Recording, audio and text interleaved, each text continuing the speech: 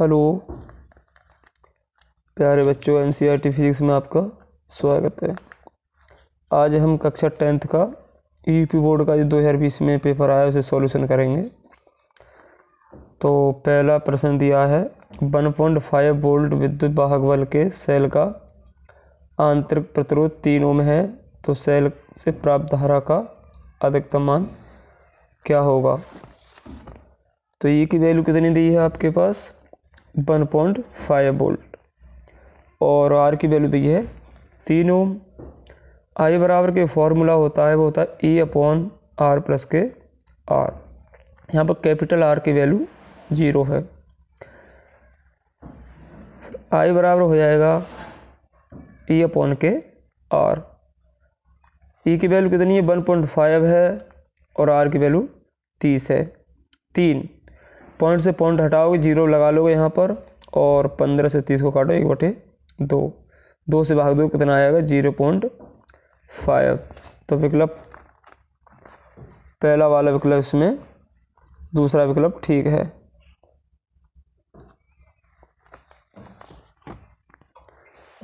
अगला प्रश्न,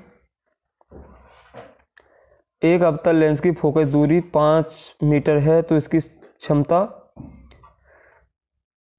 ज्ञात करनी है आपको। तो F बराबर कितना दिया है -5 मीटर और लेंस की क्षमता P बराबर फॉर्मूला होता है 1/F।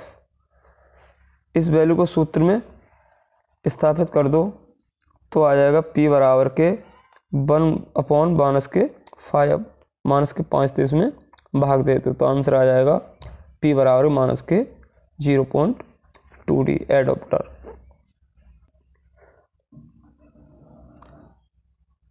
अगला प्रश्न है, ये आपके घर की टीवी में एक एलईडी इंडिकेटर लगा है जो 0.75 वोल्ट एवं 100 मेगा एम्पियर पर कार्य करता है, तो इसकी शक्ति क्या होगी। तो इसको भी निकाल लेते हैं। ये प्रश्न लिखा हुआ है। बी की वैल्यू दी है आपके पास 0.75 वोल्ट और आई बराबर दिया है 100 मेगा एम्पियर। शक्ति बराबर फॉर्मूला होता है वोल्ट गुणा धारा।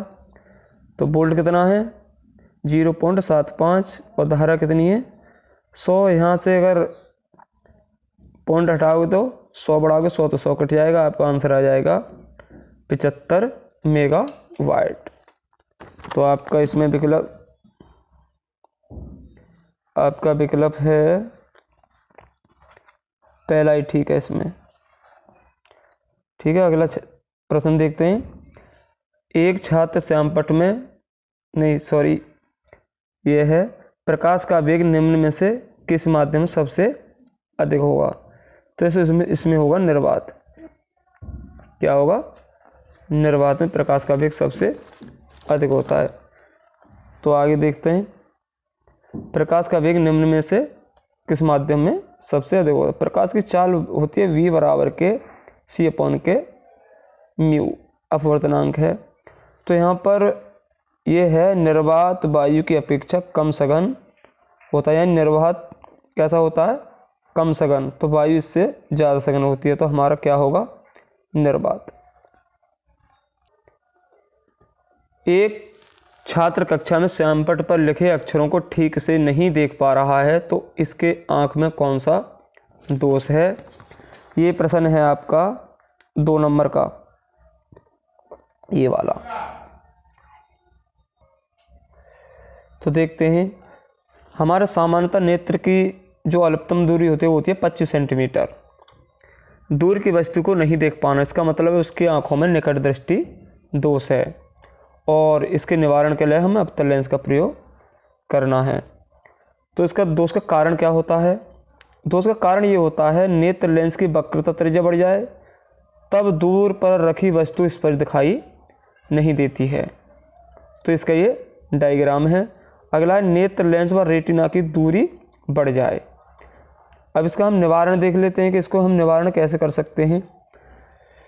तो निवारण में खास कुछ नहीं लिखना है, आपको लिख देना है कि अवतल लेंस का लगाकर हम इसका निवारण कर सकते हैं।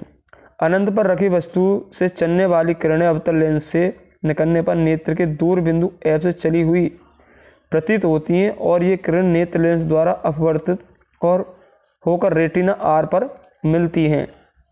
वस्तु का स्पष्ट प्रतिबिंब बन जाता है, वस्तु स्पष्ट दिखाई देने लगती है अवतल लेंस लगाने से। तो ये इसका आंसर हो जाएगा। अगला प्रश्न है, कोहरे के समय वाहनों में सोडियम प्रकाश क्यों वांछित होता है? तो इसका देख लेते हैं। सोडियम प्रकाश का तरंगदैर्ध्य होती है जो सोडियम प्रकाश तरंगदैर्ध्य एक होती है जो कि पीले रंग की होती है, जबकि सफ़ेद रंग की तरंगदैर्ध्य 7 होती है जो कोहरे के समय विभक्त हो जाती है। लेकिन सोडियम प्रकाश की तरंगदैर्ध्य विभक्त नहीं होती है, वह सीधी निकल जाती है, जिस कारण हमें कोहरे में साफ दिखाई देता है। तो इसका ये आंसर हो जाएगा 2 नंबर का प्रश्न। अगला प्रश्न देख लेते हैं। आपके घर में विद्युत मीटर पर 250 वोल्ट से 20 एम्पियर लिखा हुआ है। आप इस मीटर से अपने घर में अधिकतम कितनी विद्युत भार संचालित कर सकते हैं? तो देखो, B बराबर आपके पास दिया है 250 वोल्ट, I बराबर दिया है 20 एम्पियर और P बराबर आपको निकालनी है। तो B की वैल्यू कितनी है, ये है, और P की वैल्यू I की वैल्यू ये लगा दो, दोनों की गुणा कर दो, कितना आ गया 5000 वाट। 1 किलो वाट में कितने वाट होते हैं? 1000। तो 1000 से इसमें भाग दे देंगे तो 5 किलो वाट आ जाएगा आपका आंसर। ठीक। अगला प्रश्न है, एक अवतल दर्पण से फोकस तथा वक्रता केंद्र के बीच स्थित वस्तु के प्रतिबिंब का किरण आरेख बनाई तथा प्रतिबिंब की प्रकृति तथा उसका आकार बताइए। तो ये इसका प्रतिबिंब बनाना है। आपको क्या बनाना है? एक डायग्राम बनाना है।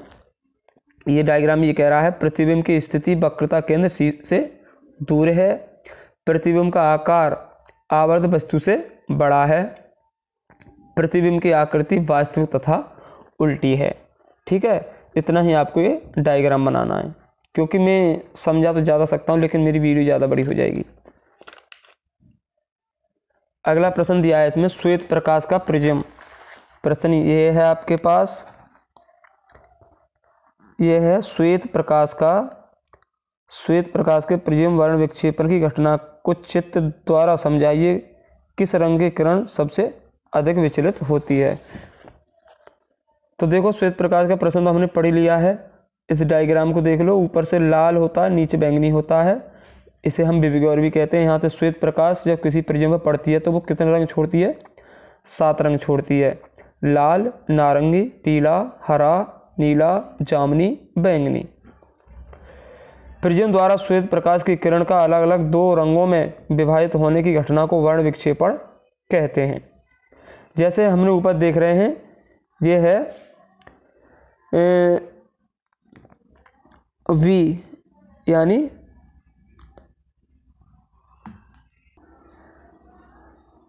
देखें ऊपर बैंगनी रंग है तो इसकी तरंगदैर्ध्य कैसी होगी? कम होगी, और नीचे लाल रंग है तो उसकी तरंगदैर्ध्य कैसी होगी? अधिक होगी।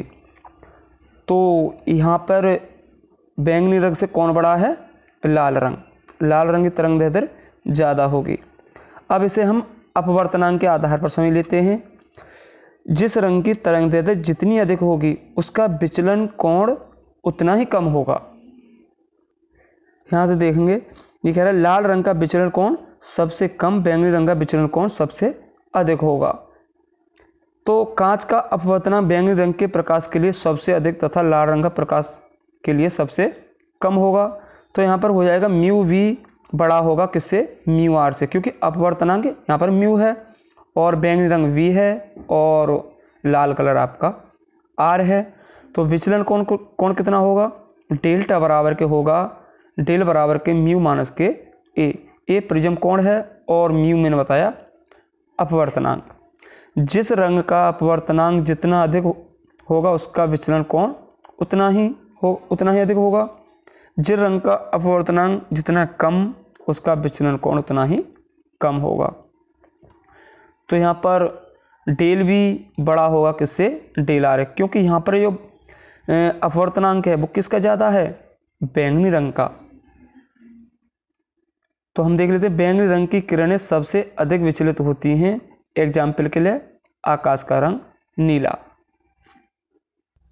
अगला प्रश्न देख लेते हैं, ये आपके सामने है। निम्न परपथ में प्रवाहित होने वाली धारा का मान ज्ञात कीजिए तथा सेल के सिरों के बीच का बोल्डता भी ज्ञात करनी है। ये इसका डायग्राम दिया है, इसे हम सॉल्यूशन निकाल लेते हैं।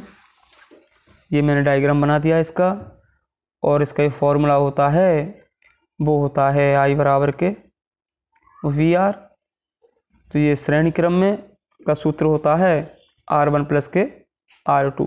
अब यहाँ देख लेते हैं हमारे 3 और 2 कैसे हैं, श्रेणी क्रम में हैं। कैसे हैं, श्रेणी क्रम में हैं। हम इन्हें इस तरह से लिख सकते हैं, 2 ओम और 3 ओम, और R1 को मान लेंगे, इसे R2 को मान लेंगे। R बराबर आएगा 2 प्लस के 3 बराबर के 5। अब हमारा डायग्राम क्या हो जाएगा, अब हमारा डायग्राम ये बन जाएगा। 0.5 तो दिया ही है, जहाँ पर 2 और 3 लिखे हुए थे। अब हमारा कितना आया है, 5 ओम आया है। तो हम इस तरह का हमारा डायग्राम बन जाएगा। अब हम यहाँ पर 1 ओम दिया है। अब समांतर क्रम में तुल्य प्रतिरोध कितना होता है, ये फॉर्मूला होता है तुम्हारा R बराबर के R1 इंटू R2 अपॉन के R1 प्लस के R2। तो आगे देखते हैं, R की वैल्यू लगा देंगे यहाँ पर 5 और गुणा 10, और बटे में कर देंगे 5 प्लस के 5। ये है इसकी वैल्यू, ये है ये वाली, ठीक है। इस वैल्यू को दोनों को, एक ये वैल्यू है एक ये वैल्यू, इन दोनों वैल्यू को हम इस फॉर्मूला में लगा देंगे, और हमारा आंसर यहाँ से निकलेगा 5 की गुणा 10 में करेंगे 50 हो जाएगा, और नीचे जोड़ देंगे तो कितने हो जाएंगे 15, और इन दोनों को काटो तो 10/3 ओम आ जाएगा हमारा। अब हमारा डायग्राम इस प्रकार का बन जाएगा। इस तरह से सवाल करोगे तो पूरे ही नंबर मिलेंगे आपको बोर्ड में। R बराबर के 10/3 गुणा 10 और 10/3 प्लस के 10, इनका भी सॉल्यूशन निकालोगे। अब हम इसका भी सॉल्यूशन निकाल लेंगे इसी तरह से, ये आ जाएगा 5/2। अब हमारा डायग्राम ये वाला बन जाएगा, क्योंकि जो वैल्यू निकलती आएगी वही डायग्राम आपका छोटा होता जाएगा। अब इसे हम लिख सकते हैं, यहाँ तो 0.5 है, क्योंकि इस कैसे है श्रेणी क्रम में, और इसकी कितनी है 5/2, और इसकी कितनी है 1 ओम है। तो ये हो जाएगा आपका R बराबर के 1/2 प्लस के 5/2 प्लस का 1। इसका सॉल्यूशन निकालेंगे, आ जाएगा 8/2, और R की वैल्यू आएगी 4 ओम। प्रतिरोध तुम्हारा ये आ जाएगा, 12 वोल्ट की बैटरी है, 4 ओम है। फॉर्मूला तुम्हारे पास है I बराबर के B अपॉन के R। B की वैल्यू कितनी है 12 है, तो B की वैल्यू 12 लगा दो, और R की वैल्यू आपके पास 4 है, काट का आ जाएगा 3 एम्पियर। तो I की वैल्यू कितनी आएगी 3 एम्पियर। तो सवाल और कुछ भी कह रहा है, ये कह रहा है यहाँ पर सवाल सिरों के बीच की बोल्टता भी ज्ञात कीजिए। तो सिरों के बीच की बोल्टता भी ज्ञात कर लो।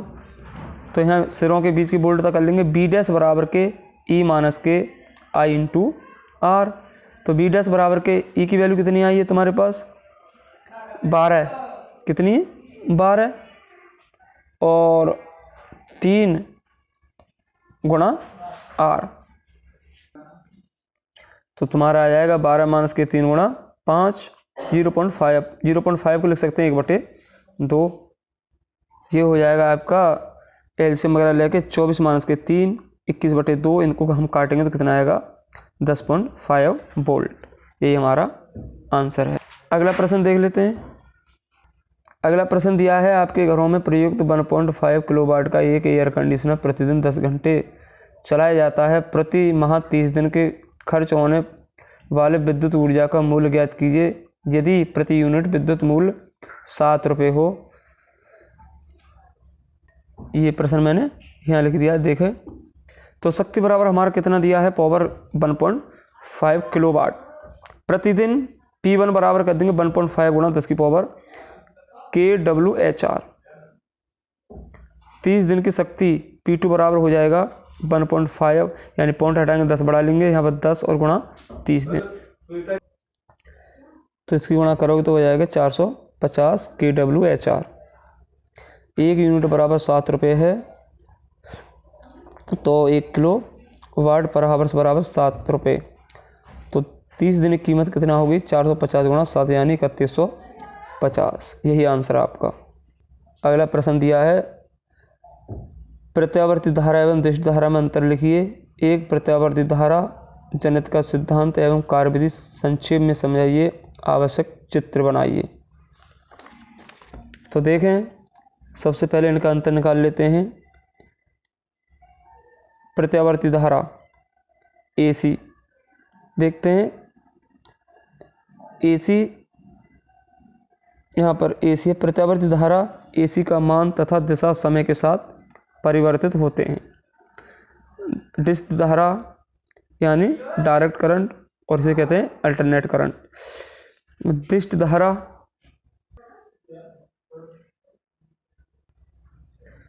Alternate current. तो दिष्ट धारा DC का मान दिशा तथा समय के साथ नियत रहते हैं, जिसके डायग्राम है। ये डायरेक्ट करंट है, ये अल्टरनेट करंट है। उपयोग, AC धारा का प्रयोग हम घरों में उपकरणों के रूप में करते हैं और DC का प्रयोग हम बैटरी के रूप में। उत्पादन, AC वोल्टेज को हम प्रत्यावर्ती जनरेटर से प्राप्त कर सकते हैं और DC करंट को हम जनरेटर और डायनेमो से। वोल्टेज कितनी पैदा कर सकते हैं? AC वोल्टेज जो होती है वो 33,000 वोल्टेज तक पैदा कर सकती है और DC 650 वोल्टेज तक। परिवर्तित, AC को DC में डायोड से बदलते हैं और DC को AC में इन्वर्टर से। फिर आगे प्रश्न में दिया है ये प्रत्यावर्ती धारा जनित का सिद्धांत। तो हम यहाँ पर इसी प्रश्न को ऐसे और लिखेंगे। अभी सिद्धांत लिखेंगे। कुंडली को तेजी से घुमाने पर चुंबकीय फ्लक्स में परिवर्तन तथा विद्युत वाहक बल तथा धारा प्रेरित कुंडली में ऊर्जा में परिवर्तित हो जाती है, जिसका डायग्राम है। प्रत्यावर्ती धारा जनित्र का तो इसमें 3 होते हैं। एक तो होते हैं क्षेत्र चुंबक, एक होता है आर्मेचर, एक होते हैं सर्पी व वलय। तो पहले देख लेते हैं क्षेत्र चुंबक का कार्य क्या होता है। इसमें शक्तिशाली चुंबक क्षेत्र चुंबक रेखाएं N व S से पर बनती हैं। यहाँ शक्तिशाली 2 चुंबक लगी होती हैं, N और S। आर्मेचर क्या करता है? तांबे के तार को लपेटकर NS को घुमाते हैं, तब इससे टरबाइन होता है। क्या होता है? टरबाइन। सर्पी वलय धातु के छल्ले होते हैं जो कुंडली पर लिपटे तार को सिरों से जोड़ते हैं। और ब्रश का होता है B1 और B2, 2 तांबे के ब्रश 2 पतली बाह्य परिपथ में धारा को भेजने का काम करते हैं। तो इतना करोगे आपको 7 नंबर मिल जाएंगे, लेकिन क्रम से ही लिखना है, उल्टे सीधे नहीं लिखना है आपको। अगला इसमें दिया है फिजिक्स का, ये भी 7 नंबर का है। किसी चुंबकीय क्षेत्र में स्थित धारावाही चालक पर लगने वाले बल की दिशा ज्ञात करने का नियम लिखिए। चित्र की सहायता से एक विद्युत मोटर का कार्यविधि का संक्षेप समझाइए। सबसे पहले इसमें हम देखते हैं कि चालक की धारावाही को ज्ञात करने के लिए, एक तो बल की दिशा ज्ञात करने के, हम फ्लेमिंग के बाएं हाथ के नियम का प्रयोग करते हैं। तो इसे एक डायग्राम बनाएंगे। अंगूठा बल की दिशा को शो करता है और ये तर्जनी उंगली होती है वो क्षेत्र की दिशा को प्रदर्शित करती है, और मध्यमा धारा की दिशा को। और बायां हाथ पहले देखते हैं। तर्जनी अंगूठा बल की दिशा को बताता है, तर्जनी क्षेत्र की दिशा को बताती है और मध्यमा धारा की दिशा को बताती है। तो एक तो ये रूल आपको लिखना है, इसमें आपको 2 नंबर मिलेंगे। 4 नंबर 5 नंबर का ये बैठेगा आपको, ये मोटर का चित्र बनाना है। ये 2 NS जो चुंबक लगी हुई इसमें, और यहाँ पर ये बैटरी लगी है B1 और B2। ये आपको डायग्राम बनाना है। यहाँ पे कार्य क्या है? यह है विद्युत ऊर्जा को यांत्रिक ऊर्जा में बदलता है। सिद्धांत के आर्मेचर को चुंबकीय क्षेत्र में घुमाया जाता है, जिस कारण विद्युत चुंबकीय प्रेरण उत्पन्न हो जाता है और धारा प्रवाहित होने लगती है। संरचना में कुछ नहीं, चुंबक इसमें NS और चुंबकीय क्षेत्र NS की ओर होते हैं। इसमें 2 चुंबक लगे होते हैं, N और S। आर्मेचर होता है इसमें कच्चे लोहे की बनी होती है जिसमें चारों ओर तांबे के तार लपेटा जाता चुंबकीय क्षेत्र रखा जाता है। अगला है विभक्त वलय। यह एक खोखला बेलन होता है जिसकी लंबाई अनुदिश काट दिशा जाता है। पीतल का बना होता है। 2 इसमें ब्रश होते हैं। यह कार्बन के बने होते हैं। इन्हें विभक्त वलय के पास रखा जाता है धारा को प्रवाहित करने के लिए। प्यारे बच्चों, मैंने आज इस पेपर का ये खंड, इसमें 3 खंड दिए होते हैं, का और खा, मैंने का को समाप्त किया है। मैं अगली वीडियो में आपको इसका खा कर डालूँगा, इस वाले का। तो अगर इसका भी आपको सॉल्यूशन चाहिए तो हमारे चैनल को लाइक और सब्सक्राइब करें जिससे आपको नोटिफिकेशन मिल जाए। Okay, thank you.